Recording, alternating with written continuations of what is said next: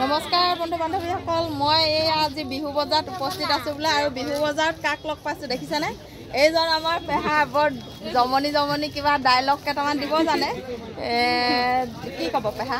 মোৰ চেনেলটোলৈ আপোনাক স্বাগতম জনালোঁ, কিবা এটা কৈ দিয়ক। মই এই নৱবৰ্ষৰ শুভেচ্ছা জনাইছোঁ।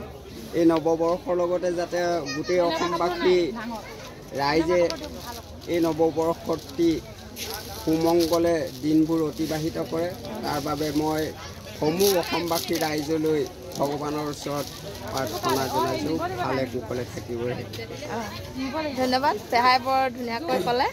আৰু আহিছে মোৰ ভতিজা আৰু ভাগিন, দেখুৱাই আছোঁ। নাতি দেই, নাতিনী, নাতি নাতি হাই কৈ দিয়া।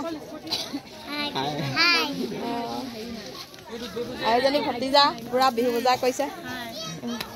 আৰু এইফালে ভাগিন, আৰু এইফালে ভাগিন, হাই কৈ দিয়া।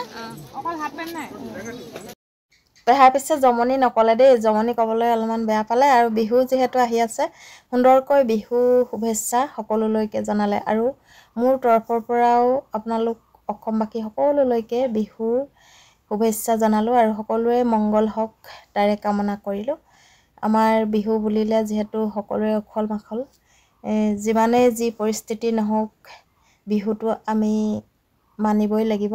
বাপুতি সাহোনৰ বিহুটি আমি যদি নাপাতো বা নামানো, আমাৰ আচলতে ভুল হ'ব, অসমীয়া পৰিচয় শেষ হ'ব। সেই গতিকে সকলোলৈকে মোৰ তৰফৰ পৰা আন্তৰিক অভিনন্দন জ্ঞাপন কৰিলোঁ আৰু বিহু শুভেচ্ছা জনালোঁ।